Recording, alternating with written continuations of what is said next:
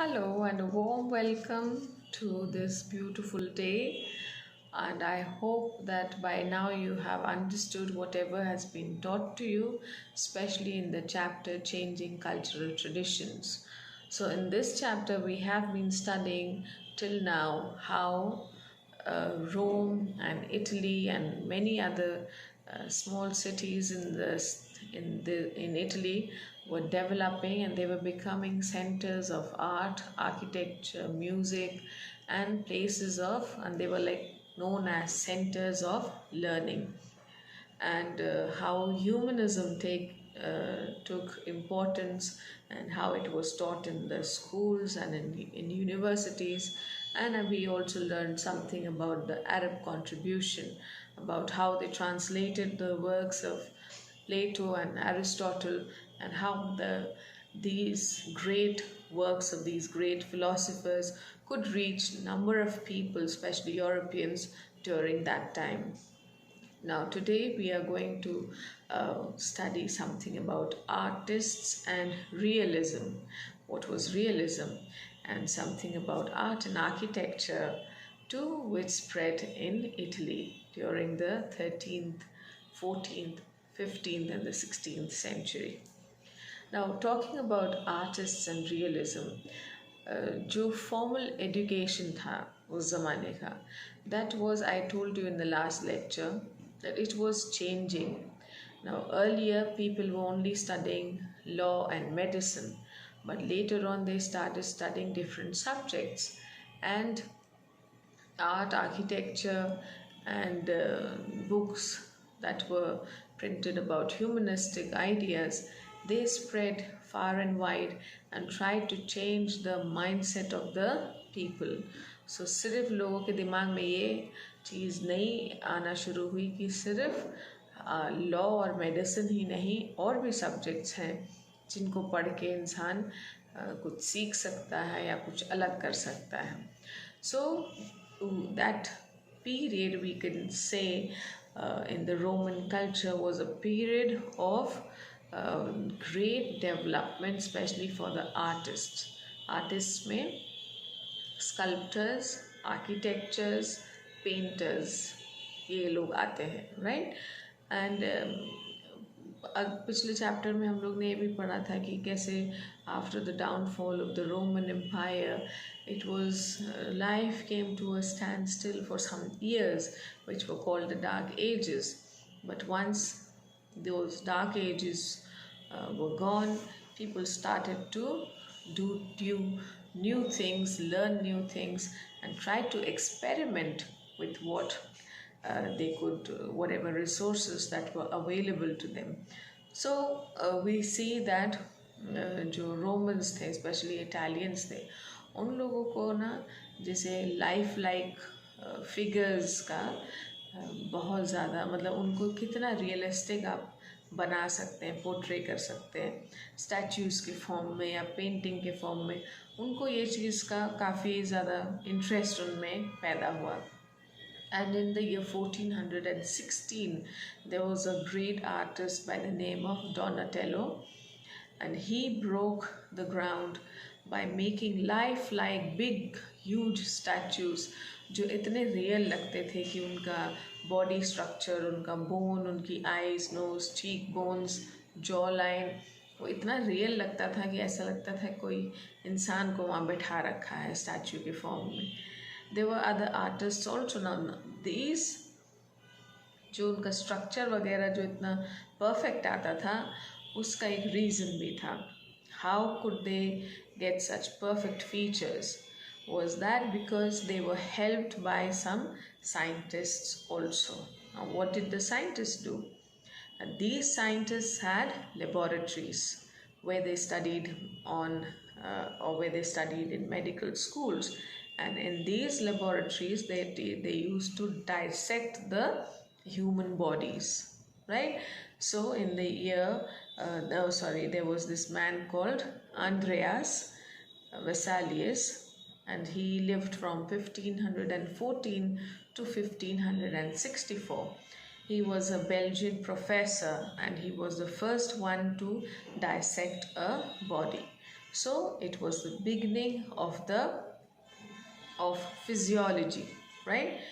And people now started studying not only means they were not, they studied science of course, but physiology was another thing that was a revolution during that time, क्योंकि उस समय तक किसी ने human body को dissect करके उसके body parts के बारे में नहीं इतना डिटेल में पढ़ा था, पर अब ये चीज़ भी होने लगी.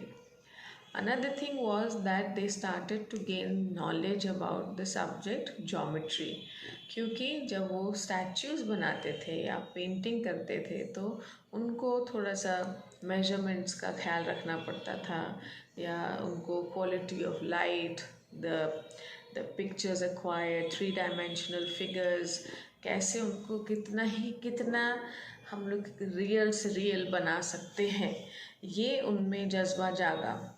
So for that they had to study physics and they had to study geometry. Then the concept of oil painting also started, कि अगर हम पेंट में ऑयल मिक्स करेंगे तो वो पेंट और ब्राइट लगेगा और मोर लास्टिंग हो जाएगा.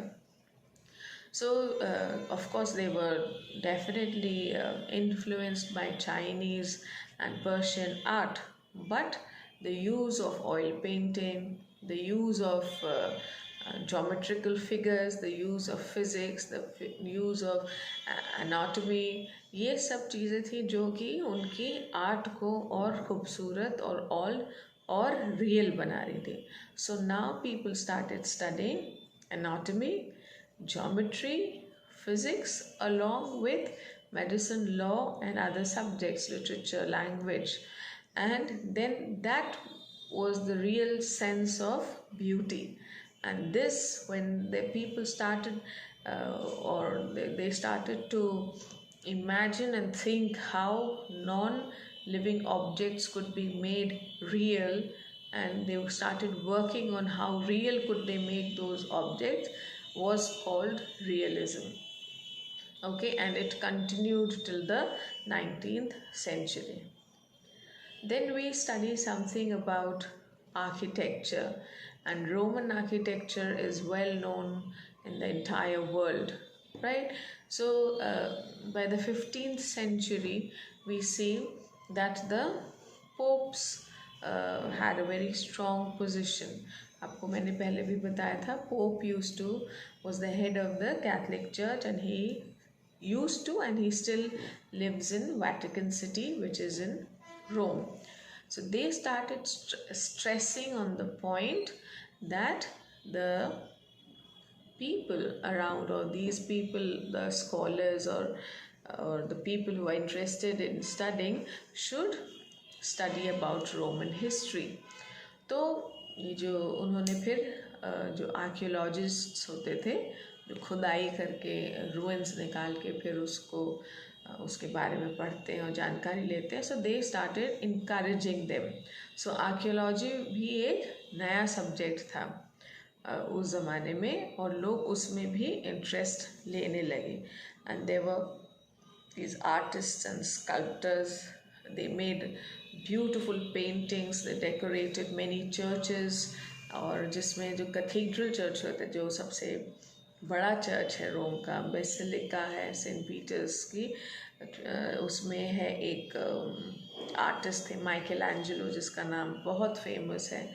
उन्होंने जो सिस्टीन चैपल है रोम का, जहाँ पे पोप रहते हैं, उसकी सीलिंग को पेंट किया था बहुत ही ब्यूटीफुल तरीके से, and he became famous for that.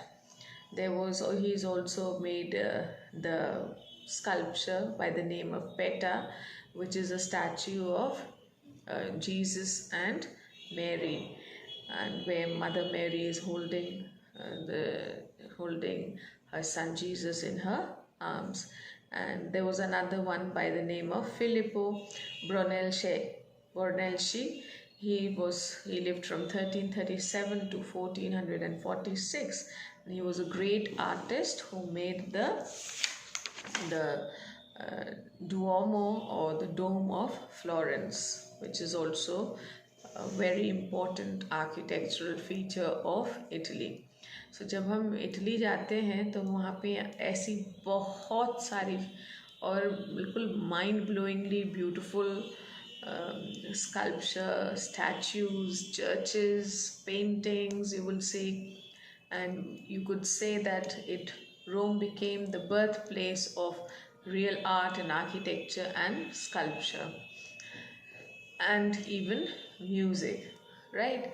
So earlier these artists, if you remember, जो हम थर्ड और थ्री ऑर्डर्स पढ़े थे, तो first order, second order, third order, फिर फोर्थ ऑर्डर जब हम पढ़ रहे थे तो हमने कहा ये आर्टिस्ट जो थे they formed groups and they used to stay in groups, और जिन लोगों को इनकी ज़रूरत पड़ती थी फिर वो इन ग्रुप्स को बुलाते थे. पर अब ऐसा नहीं था, because they came to be known by their names. Michelangelo का नाम हो गया, डोनाटेला का नाम हो गया, रफाएल का नाम हो गया, और these were great artist who were known for what they have painted और what they have done. And they उनकी वो like they became famous people and people used to want them to paint for them, right? And not only did they become famous, but they also became rich at the same time.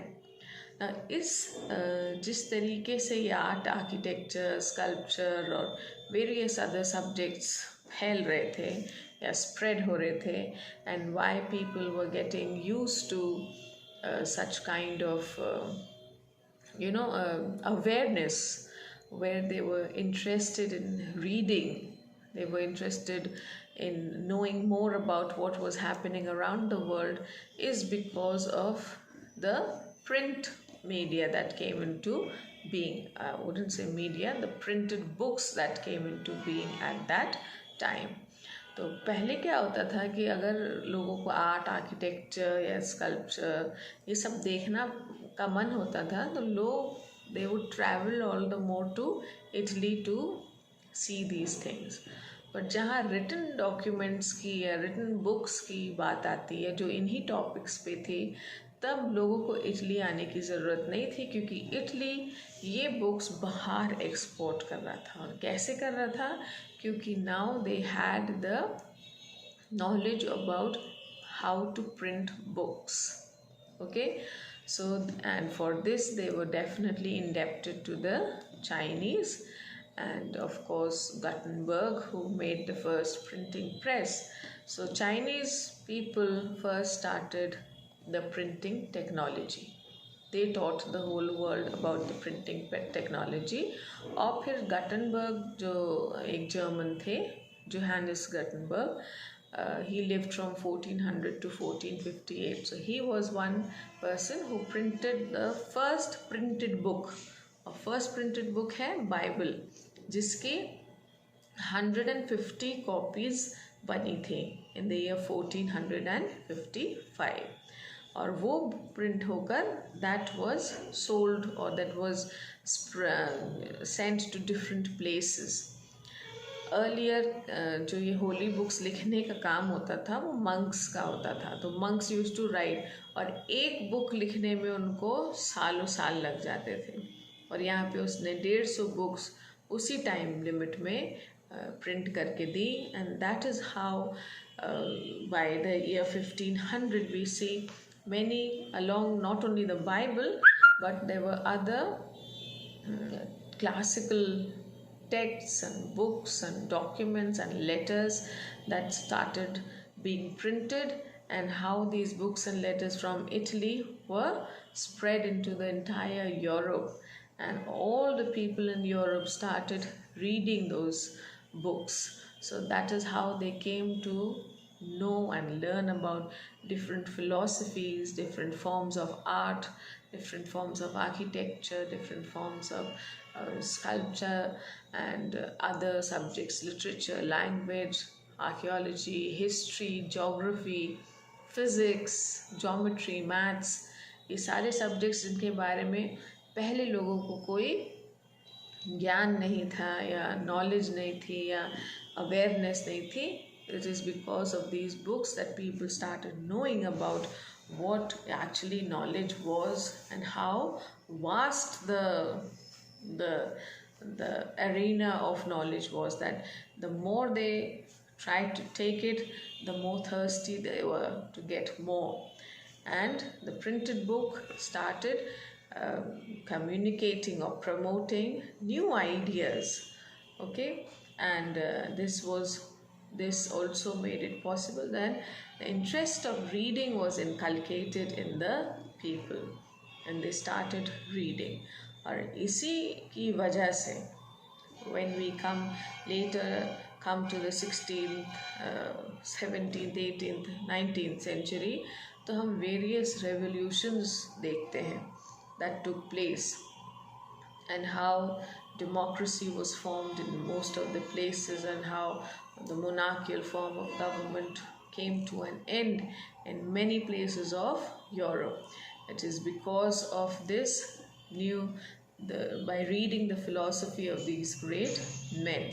So that explains it quite well about how these intellectual movements took place in different regions and different parts of Europe, and what impact it brought on the people of Europe, how it changed the mindset of the people, how it created or brought new ideas among the people, and how people could communicate with each other and spread their ideas with each other too. So that was the importance, and that was the beauty of printing books, and that was the beauty of bringing in more and more new subjects, right? So in the next chapter we will study, not next chapter, next video, we will study something about the concept of human beings and the aspirations of women, right? So till then, go through the video again, once, twice, and I'm sure that you will be able to understand. And yes, do not forget to read whatever you have listened today through this video. So take care, have a lovely day, enjoy yourselves, bye-bye.